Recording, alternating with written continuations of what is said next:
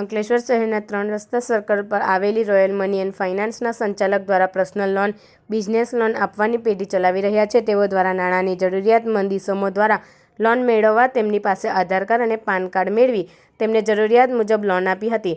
ગ્રાહકોને 30,000 કે 40,000 રૂપિયાની લોનની જરૂરિયાત મુજબ ફાઇનાન્સમાંથી લોન મળતા નિયત હપ્તા તેઓ ભરી રહ્યા હતા. દરમિયાન ગત રોજ IDFC બેંક તરફની તેમના બાકી પડતા નાણાં માટે નોટિસ ફટકારતા સમગ્ર કાંડ સામે આવ્યો હતો. પ્રાથમિક 10થી વધુ લોકો દ્વારા રોયલ મની એન્ડ ફાઇનાન્સમાંથી લોન લીધી હતી અને તેમના ડોક્યુમેન્ટ આધારે સુરતની કિમ સ્થિત રોયલ મની એન્ડ ફાઇનાન્સ લાખો રૂપિયાની લોન લઈ તેમના નામે કુલેફૂ ફેરવી સંચાલક ફરાર થઈ ગયો હતો. ગત રોજ મળેલી નોટિસના આધારે લોકો 19 જુલાઈના રોજ બપોરે 3 વાગ્યે રોયલ મની એન્ડ ફાઇનાન્સ પર હલ્લાબોલ કરતા મામલો ગરમાયો હતો. ઘટના અંગે શહેર A ડિવિઝન પોલીસ મથકે જાણ થતાં પોલીસ કાફલો સ્થળ પર દોડી આવ્યો હતો અને ફાઇનાન્સ ઓફિસમાં કામ કરતા કર્મચારીઓને પોલીસ મથકે લઈ ગઈ હતી.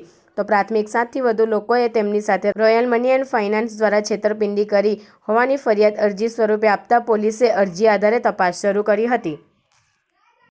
મારું નામ રાવલ મનીષા મેહુલ કુમાર છે.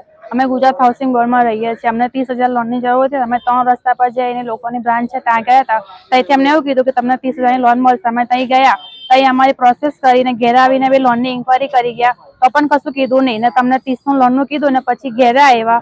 ઘેર બધું જોઈને ગયા. પછી 3-4 દિવસ પછી અમને કિમ બ્રાન્ચ પર લઈ ગયા. ત્યાં કિમ બ્રાન્ચ પર ગયા પછી જે દિવસ ત્યાં ગયા તે સાઈન કરી તે દિવસ અમને પૈસા મળી ગયેલા 1,45,000 પૂરા રોકડા.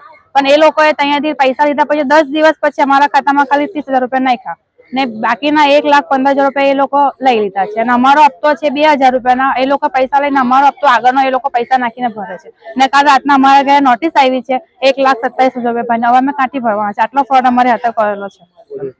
પોલીસને જાણ કરી છે. અહીંયા પોલીસ સ્ટેશનમાં આવ્યા છે અરજી લખવા માટે. એ લોકો પર બી કેસ કરેલો જ છે અહીંયા ક્રીમ બ્રાન્ચ પરથી અને અમે બી કેસ કરવા આવ્યા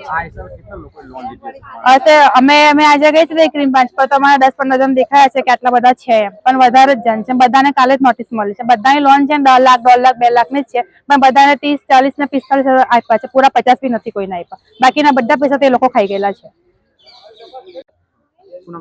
शेख इम्तियाज हुसैन। हमारे घटना में અમે રોયલ ફાઇનાન્સમાંથી લોન લીધી. અમને લોન લેવા ગયા તમને કીધું કે તમે પાન કાર્ડ ને આધાર કાર્ડ આપો તો તમને 40,000ની લોન મળી જશે.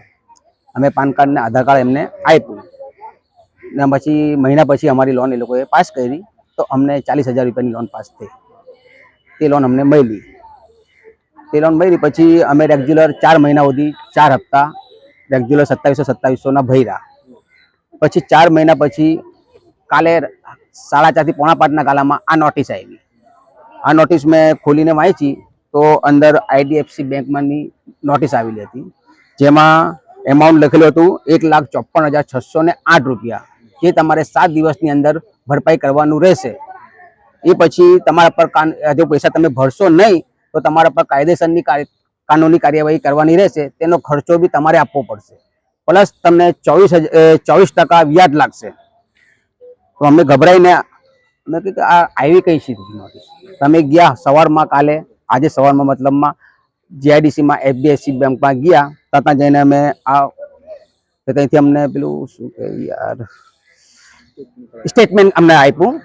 મેં સ્ટેટમેન્ટ મને અમારા હાથમાં આવ્યું. મૂળ સિસ્ટમ અમારા જોડે ફ્રોડ થયું છે. અમે કોઈ લોન લીધી નથી આ બેંકમાંથી. જો નહીં અમારા ડોક્યુમેન્ટ પર કોઈ લોન લીધી છે તો એ લોકોએ કોમ્પ્યુટરમાં જોઈને મને કીધું કે તમારા જોડે ફ્રોડ કિમની શાખામાંથી થયું છે. તમે કિમ જાઓ. તમે લોકો પછી કિમ ગયા તો કિમમાં જતા જઈને બેઠા તો અમે સાહેબ મેનેજર સાહેબને મળ્યા કે મેનેજર સાહેબ આ રીતનું અમારા જોડે ફ્રોડ થયેલું છે.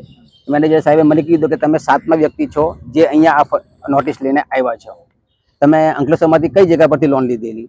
મેં કીધું મેં રોયલ ફાઇનાન્સમાંથી લોન લીધેલી. તો એ લોકોએ મને એવું કીધું કે ફ્રોડ તમારું ત્યાંથી થયેલું છે. તમે રોયલ ફાઇનાન્સમાં જાઓ એમને મળો. સાહેબ મને એટલું કહું કે મારા પર કેટલાનું ફ્રોડ થયેલું છે, કેટલાની લોન કોઈએ કરી છે. તો એ લોકોએ કોમ્પ્યુટરમાં જોઈને મને કીધું કે તમારા પર 1,45,000 રૂપિયાની લોન થયેલી છે. અમે લોન પડી હતી ખાલી 40,000ની પર. અમારી પાસ થયેલી 40,000ની. આ રોયલ ફાઇનાન્સ વાળા એવું કર્યું અમારા ડોક્યુમેન્ટ પર 1.5 લાખની લોન પાસ કરાવી અને અમને આપ્યા 40,000 રૂપિયા. એ પૈસા એ લોકો ત્યાં ભરતા નથી IDFC બેંકમાં. તેને બેંક તરફથી અમને આ કાલે નોટિસ મળી છે. હવે તમારી શું માંગ છે? અમારી માંગ છે કે આ ખોટી રીતનું છે સાહેબ. ના નથી, આજે જ આનો કાલે નોટિસ મળી, આજે અમે ત્યાં ગયા રોયલ ફાઇનાન્સમાં, તો અમને એવું કીધું તમે અમારા પર ભરોસો રાખો, 2 મહિનાની અંદર આનું સોલ્યુશન અમે લાવી દઈશું. જે લોકો અમારા જે ઉપરના સાહેબો હતા, જે લોકોએ અમારા જોડે ફ્રોડ કર્યું છે, એ લોકો પકડાઈ ગયા છે અને એમના પર કાયદેસરની કાનૂની કાર્યવાહી ચાલુ છે. એ 2 મહિનામાં તમારું આનું સોલ્યુશન આવી જશે. એ જે મેડમ છે, તે અંદર જો મેન મેડમ છે, તેમને મને કીધું, જેમનો નંબર બી મને ના. પછી અમને એટલો વિશ્વાસ આપ્યો એટલે અમે ઘેર આવતા રહ્યા. પછી અડધો કલાક પછી મને એવી ખબર પડી કે રોયલ ફાઇનાન્સની અંદર ઘણી બધી પોલીસ ને જે લોકો જોડે ફ્રોડ થયું છે તે બધા ત્યાં ગયા છે. એટલે પછી હું બી ત્યાંથી ત્યાં ગયો. ત્યાંથી મને સાહેબો એવું કીધું, ત્યાં સાહેબ હતા પોલીસવાળા, કે તમે જાઓ અંકલેશ્વર પોલીસ સ્ટેશનમાં જઈને તમારી ફરિયાદી લખાવી દો. પછી હું અહીંયા આવીને પોતાની મારી ફરિયાદી, પહેલી જ ફરિયાદી મારી છે જે મેં લખાવી છે.